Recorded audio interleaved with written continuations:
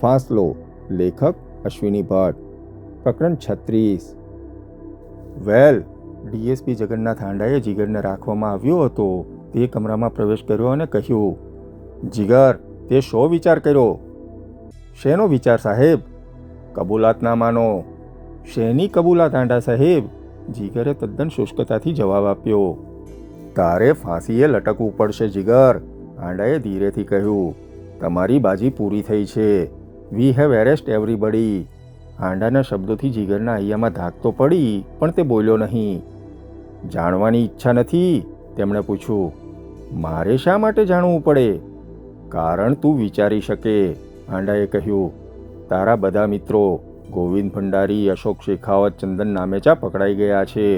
હવે ફક્ત અમારે કોને તાજનો સાક્ષી કરવો તે જ નક્કી કરવાનું છે. સાહેબ, બધા ગુનેગાર પકડાઈ ગયા હોય પછી કબૂલાતનામાની શી જરૂર? જેણે ગુનો કર્યો હોય તે કબૂલ કરે જ એમ શા માટે તમે માની લો છો? જીગરે કહ્યું. આજે રાત્રે આપણે ચર્ચા કરીશું, હાંડા બોલ્યા અને ચાલ્યા ગયા. મોડી રાત્રે પોલીસ ડાક બંગલાના કમ્પાઉન્ડમાં એમ્બ્યુલન્સ ગાડીઓ આવીને ઊભી રહી હતી. તેમાંથી અશોક શેખાવત અને ચંદન નામેચાને ઉતારવામાં આવ્યા હતા. સેન્ટ્રલ હોલની ડાબી બાજુના કમરાઓમાં તેમને અલગ અલગ સુવડાવવામાં આવ્યા હતા. તે પછી હરીશ જૈનને તે કમરાઓમાં લઈ જવામાં આવ્યો હતો. ચંદનની હાલત સારી ન હતી. હરીશ અને ચંદન એકબીજાને ઘડીભર જોઈ રહ્યા, પણ બોલ્યા નહીં. અશોકના કમરામાં જઈને હરીશને ઊભો કરવામાં આવ્યો ત્યારે અશોક પથારીમાંથી બેઠો થઈ ગયો, પણ હરીશ કંઈ બોલ્યા વગર ઊંધો ફરી ગયો હતો. તે પછી આવી જ રીતે જીગરને પણ એ બંને કમરામાં લઈ જવામાં આવ્યો હતો. પોલીસ શું કરવા માગતી હતી તે જીગરને સમજાતું ન હતું. એ બંને રૂમની સામેના ભાગમાં બીજા 2 કમરા હતા. તેમાંના એક કમરામાં હરીશને અને બીજામાં જીગરને રાખવામાં આવ્યા. એ બંનેને ખબર ન હતી કે તેમને લગભગ બાજુના કમરામાં રાખવામાં આવ્યા છે. બંનેની સાથે એક સબ ઇન્સ્પેક્ટરને કમરામાં જ મૂકવામાં આવ્યા હતા. રાત્રે 1 વાગે એકાએક ત્રાસ પામી જવાય તેટલા જોરથી કોઈનો બરાડો જીગરે સાંભળ્યો હતો. એ બરાડા પછી તરત મોટા ડુસકા લઈને કોઈ રડવા માંડ્યું હતું. તેની સાથે જ કમરામાં પુરાયેલા સબ ઇન્સ્પેક્ટરને તે કંઈ પૂછે તે પહેલાં તેણે સ્મિત વેર્યું હતું અને ધીરેથી બોલ્યો હતો, યુ આર લકી. નસીબદાર છો કે તમારાથી એ શરૂ થયું નથી. શું શરૂ નથી થયું? જીગરે પૂછ્યું, અને તે સાથે ફરીથી હૈયું થીજવી નાખે તેટલા જોરથી કોઈએ ફાટી ગયેલા સાદે ચીઝ પાડી અને આંતરડા ઉલેચાઈ જતા હોય તેવા અવાજે રડવા માંડ્યું હતું. કોને મારે છે એ લોકો? તારા દોસ્તોને જ તો, સબ ઇન્સ્પેક્ટરે કહ્યું. પણ શા માટે? કબૂલાત માટે, સબ ઇન્સ્પેક્ટરે કહ્યું. જીગર ઊભો થયો. તેનાથી સામેના કમરામાંથી આવતું આક્રંદ સહન થતું ન હતું. હાથ મસળતા મસળતા તેણે કમરામાં આંટા માર્યા. તેના કાન પારાવાર વેદનાની ચીસોથી ઉભરાઈ ગયા. Stop it! Stop it! જીગરની માફક જ હરીશ જૈનની રૂમમાં એ અવાજો આવ્યા હતા. તેણે ઉશ્કેરાઈને તેની સાથેના સબ ઇન્સ્પેક્ટરને કહ્યું હતું, સ્ટોપ ઇટ! I can't. પણ તમે આવી રીતે ઘવાયેલા આદમીઓને મારી ન શકો, સમજ્યા? પણ હું ક્યાં મારું છું? હું તો તમારી સાથે જ છું ને આ કમરામાં. પેલો સબ ઇન્સ્પેક્ટર હસીને બોલ્યો. મજાક મને પસંદ નથી mister. Tell them to stop it, હરીશે કહ્યું અને જોરથી બારણું પછાડ્યું. પેસેજની સામેના કમરામાંથી ભયાનક અવાજો આવતા હતા. Stop that! Stop that! Harish બરાડી ઉઠ્યો. પોલીસના ફટકા અને ચીસોના અવાજથી ડાક બંગલો ગાજી ઉઠ્યો. ફોર ગોડ સેક, હાંડા સાહેબને કહો કે એ બંધ કરે. એ લોકો ગુનેગાર નથી. એ લોકો... હરીશ બોલ્યો. તો કોણ છે એ લોકો? સબ ઇન્સ્પેક્ટરે પૂછ્યું. પોલીસે સર્વાંગ સંપૂર્ણ જીત મેળવી હતી. કોઈપણ જાતના દબાણ, જુલમ, અત્યાચાર કે 3rd ડિગ્રી મેથડ્સ વગર તેમણે હરીશને નાટકીય રીતે કન્ફેશન માટે તૈયાર કરી નાખ્યો હતો. રાત્રે તેણે બાજુના કમરાઓમાંથી ઉઠતી ચીસો સાંભળી હતી. જીગર પરોતે પણ તે ચીસો સાંભળી હતી. બંનેને ખબર હતી કે બાજુના કમરાઓમાં તેમના દોસ્તો અશોક શેખાવત અને ચંદન નામેચાને ઘાયલ હાલતમાં રાખવામાં આવ્યા છે. પોલીસે તેમના પર અત્યાચાર શરૂ કર્યો હતો તેવી ચોક્કસ છાપ રાત્રિના શાંત વાતાવરણમાં એકાએક ઉઠેલી ચીસોથી તેમના પર પડી હતી. ચીસ સાંભળીને જીગર અને હરીશ બંને થડકી ઉઠ્યા હતા. પણ હરીશ સોફ્ટ આદમી હતો, વધુ સંવેદનશીલ હતો.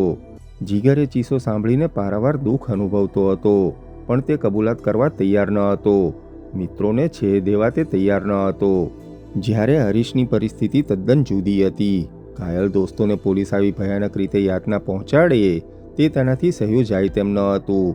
કબૂલાત કરવા સિવાય મિત્રોને પીડાજનક દોજક જેવી પરિસ્થિતિમાંથી છોડાવવા શક્ય ન હતા અને એથી જ તે બોલી ઉઠ્યો હતો, સ્ટોપ ધેટ, સ્ટોપ ધેટ, અને તૈયાર થયો હતો અનકન્ડિશનલ વોલન્ટરી કન્ફેશન માટે. પણ તેને ખબર ન હતી કે પોલીસે આઈજીપી મોરારકાએ એક અજબ નાટક ખેલ્યું હતું. એક મનોવૈજ્ઞાનિક ચાલ ખેલી હતી. એ ચીસો યાતનાની ચીસો ન હતી, એ ચીસો બનાવટી હતી. ખરેખર તો ચંદન અને અશોકને ડાકબંગલામાં કેવળ દેખાવ પૂરતા જ લાવવામાં આવ્યા હતા, જેથી જીગર અને હરીશ તે બંનેની હાલત જોઈ શકે.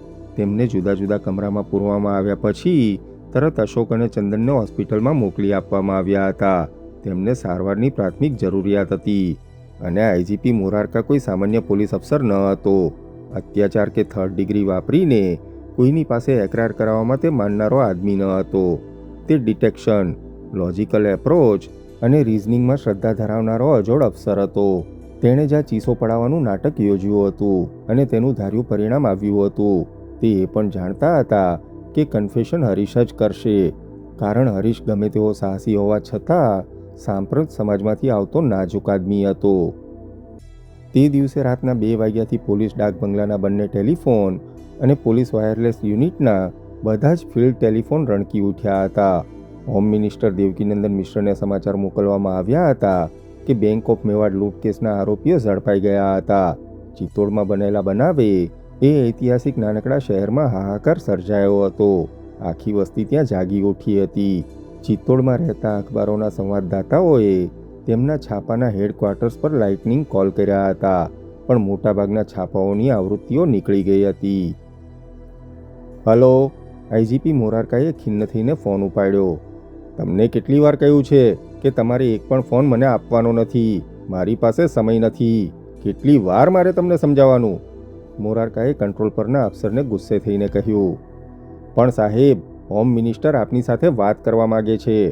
ઓપરેટર તરીકે કંટ્રોલ પર અત્યારે ઇન્સ્પેક્ટર ચૌહાણ આવી ગયા હતા. રોજિંદા ઓપરેટર્સને હઠાવી લેવામાં આવ્યા હતા. સાહેબને કહી દો કે ચિંતા ન કરે અને નિરાતે સૂઈ જાય. તેમને માથે જેટલા માછલા ધોવાયા છે તે બધાયનું વળતર ચૂકવાય તેવું સ્ટેટમેન્ટ હું પ્રેસને આપીશ, કહીને મોરારકા ફોન મૂકવા જતા હતા ત્યાં જ સામે છેડેથી ઓપરેટરે કહ્યું, મિશ્રા સાહેબ લાઇન પર જ છે સાહેબ. ડેમ હિમ, આપો, લાઇન આપો. પણ હવે હું કોઈ સાથે આ પછી વાત કરવાનો નથી, સમજ્યા? Tell them I am not here. Tell them I have gone to the moon. મોરારકાએ ખીજાઈને ફોન ઉઠાવ્યો. કોંગ્રેચ્યુલેશન મોરારકા, મને ખાતરી હતી કે તમે એ લૂંટારાઓને પકડ્યા વગર રહેવાના નથી. મિશ્રાએ ધીરેથી રાજકારણીની અદામાં શરૂ કર્યું. આભાર સાહેબ, મોરારકાએ ટૂંકમાં જવાબ આપ્યો. કન્ફેશન મેળવી લીધું છે? પ્રોસેસમાં છે. એ છોકરાનો બાપ ઉમદા માણસ છે, મિશ્રાએ કહ્યું.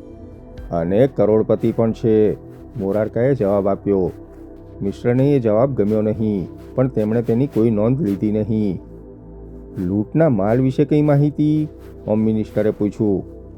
હજુ કંઈ જ માહિતી નથી મળી સાહેબ. એ લોકોએ ગુનો કર્યો છે, તે સિવાય અમને કંઈ જ ખબર નથી, મોરારકાએ જવાબ આપ્યો.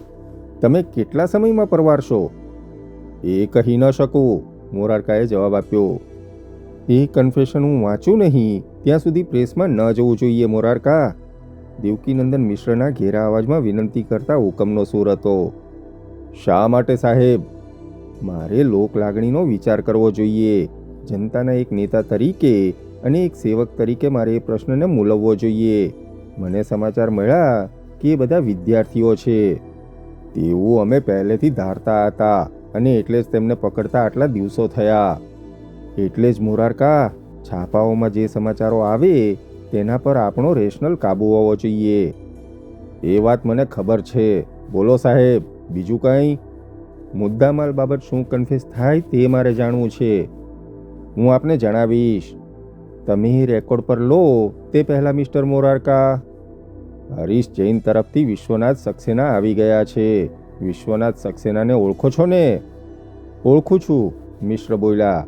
એ બેઠા છે અને હરીશનું કન્ફેશન થાય તે વખતે ત્યાં જ બેસવા માગે છે. પણ કાયદેસર રીતે ત્યાં? બેસી શકે કે ન બેસી શકે તે પ્રશ્ન ઉપસ્થિત થતો નથી, કારણ જો વિશ્વનાથ સક્સેનાને હાજર રાખવામાં ન આવે તો હરીશ જૈન મોઢું ઉગાડવા તૈયાર નથી. મોરારકાએ જવાબ આપ્યો. તમારે હજુ કબૂલાતનામાની જરૂર છે? મિશ્રે ધીરેથી પૂછ્યું. બધા જ ગુનેગારો પકડાઈ ગયા નથી. કોણ બાકી છે? મિશ્રે સવાલ પૂછ્યો. એ જાણવાનું છે, મોરારકાએ કહ્યું. મોરારકાએ ફોન ગુસ્સામાં ઉઠાવ્યો હતો, પણ હવે તેને હોમ મિનિસ્ટર દેવકીનંદન મિશ્રની વાતમાં રસ પડતો હતો. એ ખંધો રાજપુરુષ મૂળ વાત પર આવતો ન હતો, અને આ તરફ ચુનિંદો પોલીસ અધિકારી જાતે કોઈ વાત કરતો ન હતો. વેલ મોરારકા, એક વાત કહું? બોલો સાહેબ. તમે મને ખરેખર હરાવ્યો છે, પણ મને એ રીતે હારવું ગમ્યું છે. એ હાર મેળવ્યાનું મને ગૌરવ છે. હું તો વિચારતો હતો કે છેલ્લા મહિનાથી આવી ભયાનક જીવલેણ ઘટના બને અને પોલીસ તેનો તાગ મેળવી ન શકે તે શરમજનક બાબત હતી, અને એટલે આજે સવારે હું રાષ્ટ્રના ગૃહપ્રધાન સાથે વાત કરીને આખો કેસ હાયર એજન્સીને આપવા માંગતો હતો, પણ 24 કલાક કરતાંય ઓછી મહેનતમાં તમે ગુનેગારોને પકડી નાખ્યા. Well, that was a real piece of police work. સાહેબ, આપણે આ બધી વાતો નિરાતે કરી શકીશું. અત્યારે મને ખબર છે મોરારકા, મને ખબર છે. વેલ, મારે એક જ વાત કહેવાની છે કે દિલ્હીમાં ડેપ્યુટી ડાયરેક્ટર જનરલની જગ્યા પર રાજસ્થાનનો આદમી નિમાય તેમાં મને અંગત રીતે રસ છે, અને આપણા રાજ્ય માટે એ અભિમાનની બાબત હશે.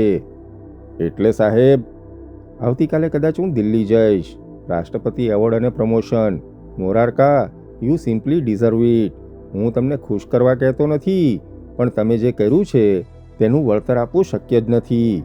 સરકાર તો શું વળતર આપી શકે? એક ચંદ્રક કે પ્રમોશન? પણ તમારી કુને, તમારી શક્તિઓ અચરજ પમાડે તેવી છે. દેશમાં તમારા જેવા જો 50 અફસરો હોય ને તો બસ ગુનાઓનું નામ નિશાન મિટાવી શકાય. આભાર સાહેબ, પણ હવે મારે આપનો વધુ સમય બરબાદ કરવો નથી. આપણે નિરાતે મળીશું. Over a cup of tea, મોરારકાએ કહ્યું. Over a cup of tea? Devkinandan મિશ્રેએ સવાલ કર્યો અને હસ્યા. અરે, over a peg of champagne. You have earn it my dear. અને હા મોરારકા સાહેબ, મુદ્દામાલ પકડાય ત્યારે મને ખબર કરશો. મારે હાજર રહેવું ખૂબ જરૂરી છે. એટલે સાહેબ, તમને ખબર છે ને કે જે લોકરો બદમાશોએ તોડ્યા છે તેમાં મારા ભાઈ રઘુનંદનનું પણ એક લોકર છે, મિશ્રે ધીરેથી કહ્યું. જી. વેલ, એ લોકરમાં કેટલાક અગત્યના દસ્તાવેજો છે જે અંગે મારે તમારી સાથે ચર્ચા કરવાની છે. એ ચર્ચા થાય પછી જ આપણે એ ચીજો પંચનામામાં લેવાની છે. દેશને માટે એ ખૂબ અગત્યની બાબત છે. સમજ્યો? મોરારકાની ભમરો ચડી ગઈ હતી. મને ખબર મળે તેટલું જોજો, મિશ્રેએ ફરીથી કહ્યું. બીજું કંઈ સાહેબ? મોરારકાએ પૂછ્યું. નહીં, હાલ આટલું જ. Okay, good night sir. Good night. મિશ્રેએ ફોન મૂક્યો. હોમ મિનિસ્ટર દેવકીનંદન મિશ્ર રાજસ્થાનનો સૌથી કાબેલ રાજકારણી હતો. ગમે તેવી પરિસ્થિતિમાંથી તે રસ્તો કાઢી શકતો. આજ પહેલી વખત તે ટેન્શન અનુભવતો હતો. તેણે ધાર્યા કરતાં મોરારકા જુદી જાતનો આદમી નીકળ્યો હતો. તેણે થોડીવાર કમરામાં આંટા માર્યા અને પછી ફોન ઉઠાવ્યો અને જોડ્યો. કોણ છે અત્યારે? સામે છેડેથી કોઈનો ત્રસ્ત અવાજ આવ્યો. હલો, હું દેવકીનંદન. અત્યારે? તું નશામાં નથી ને ઢીલ્લો? નહીં નહીં સાહેબ. તો સાંભળી લે, મિશ્રેએ કહ્યું અને સમજાવ્યું. બેંક ઓફ મેવાડના આરોપીઓ પકડાઈ ગયાના સમાચાર આપ્યા. તે સારું થયું ને સાહેબ? છાપાવાળા કંબકતોએ તમારા માથે કેટલા માછલા ધોયા હોત. અત્યારે આપણે એ ચર્ચા કરવાની નથી ઢીલ્લો. તારે કામે લાગવાનું છે. પોલીસ ડાક બંગલામાં શું ચાલે છે તેની મિનિટે મિનિટની માહિતી મારે જોઈએ. કબૂલાતનામાની કોપી જોઈએ, અને મુદ્દામાલ ક્યાં છે તેની માહિતી પોલીસને મળે તેની બીજી મિનિટે મને મળવી જોઈએ. પોલીસના પંચનામામાં આપણા માણસો દાખલ થવા જોઈએ, કહીને મિશ્રેએ સમજાવ્યું કે રઘુનંદનના લોકરમાં મુકાયેલી કેટલીક ચીજો મુદ્દામાલની સાથે સાથે પોલીસના હાથમાં પડવી ન જોઈએ, અને પડે તો પંચનામામાં કબજે લેવાવી ન જોઈએ. સમજી ગયો સાહેબ. ઢીલ્લો, તારા માણસને મોકલજે. કાલે 11 વાગે. રઘુનંદન 10,000 રૂપિયા આપશે. 10,000 તો ચા પાણીના થશે સાહેબ. મને ખબર છે ઢીલ્લો, મેં ચા પાણીના જ પૈસાની વાત કરી. બાકીનો હિસાબ આપણે બાકીનો હિસાબ આપણે સમજીશું. કેમ ચાલે છે તારો ધંધો? આપની મહેરબાની છે. કરવીર ઢિલ્લોએ ફોન મૂક્યો. કરવીરસિંહ ઢિલ્લો રાજસ્થાનની અંધારી આલમનો બેતાજ બાદશાહ હતો. પાકિસ્તાની બોર્ડર પર તેની હકુમત ચાલતી. હથિયારો, સોનું, ચરસ ગાંજો અને લોહીનો વેપાર તેના ક્ષેત્રો હતા. જે કામ કોઈનાથી ન થાય તે કરવીર ઢિલ્લો કરી શકતો અને દેવકીનંદન તે કરાવી શકતા.